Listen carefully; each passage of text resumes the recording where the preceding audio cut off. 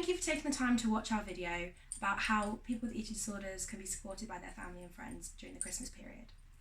For many people, Christmas wouldn't be Christmas without our Christmas pudding or pigs and blankets, but for someone with an eating disorder, what is meant to be the most wonderful time of the year can rapidly descend into the most anxiety-ridden experience. Everything about Christmas can set off alarm bells in the head of someone suffering with an eating disorder, and supporting them through this can present multiple challenges for family and friends. It's important to remember that this Christmas is going to be different, and to not get swept up in the social media of creating a perfect Christmas. Make sure that you talk and you acknowledge their fears and concerns, and don't let the eating disorder become the elephant in the room. Early communication is key to having this Christmas a success. We'd now like to talk you through some of our tips to help your family support each other this Christmas. It's easy to fall into the habit of comparing this Christmas with past Christmases without the eating disorder. It's going to be different this Christmas, but different is okay. Accept that changes will need to be made in the best interests of your loved one with an eating disorder, and enjoy the time that you spend together. There's huge pressure in society to have the perfect Christmas, so it might be best to stay away from social media and try not to compare your Christmas with other people's. Christmas is not just about food. Emphasise all of the other fun things that can be done in the lead up to Christmas, such as shopping, buying a tree, wrapping presents together, or going for a walk around a Christmas market. Any little thing can help. You just want to bring out the joy of Christmas without emphasising on food and the anxiety this can bring. A great way to prepare for Christmas is to plan. This can help your loved one feel a bit more in control in a somewhat hectic Christmas period. Nevertheless, things might still go wrong. Most important thing is to forgive yourself if they do and move on and enjoy your Christmas. So make a plan A, a plan B and a plan C. This way you're all going to know what to expect if things don't quite go the way that you were hoping. And maybe you could even consider doing a practice Christmas meal with your loved one. This can help them to choose portion sizes before the big day, which might be something they find stressful. Christmas is also a time to get together with relatives. This can present challenges to those with eating disorders, particularly if they haven't seen them in a while. An individual with an eating disorder is likely to feel anxious about eating their meals around people they don't normally eat with. Consider who they might feel most comfortable around. If they haven't seen some relatives in a while, then the comments might be made about their appearance, adding to their anxiety on the day. If they don't want certain family members to come on the day, then it might be worth talking to them about this. Compromise is always possible.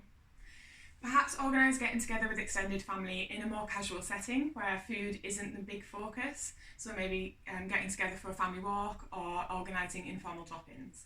It can be helpful to talk to relatives in advance, explaining that comments, even "you look well," can be really misinterpreted by those with the eating disorder, no matter how well-meaning. Comments around people's appearance in general, and especially New Year's diets, should probably be avoided. Other comments that might be deemed unhelpful are things like "I'm stuffed" or "aren't you doing well?"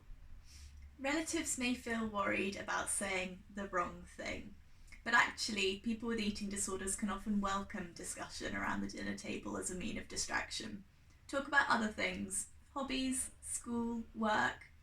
Just saying "I've been so looking forward to seeing you" can be a great starting point. Keep some food away from the table. A laden table may increase anxiety. It might also help if everyone's food is served away from the table. This might help reduce some of their stress if they're having different portion sizes or different foods to other people.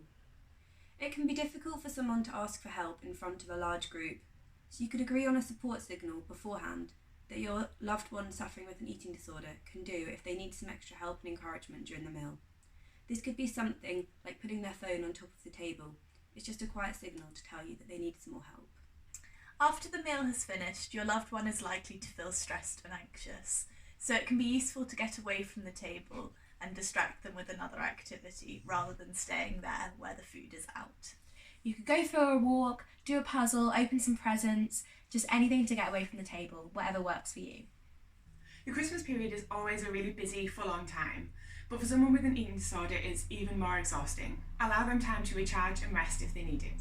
Factor this time into the plan and ask them what helps them relax the best. This could be doing crafts, doing a puzzle, playing a game or watching a movie. Anything helps.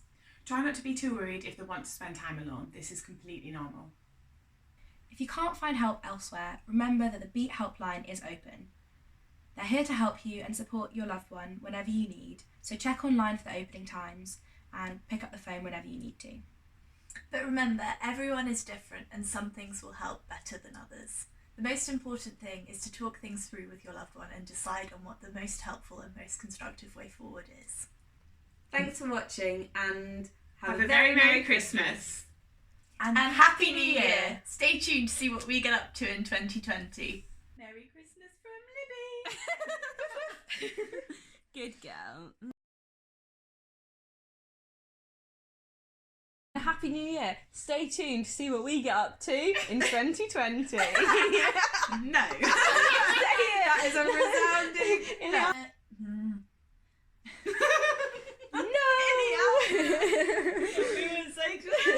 It's gonna just like each person's gonna. We'd now like you.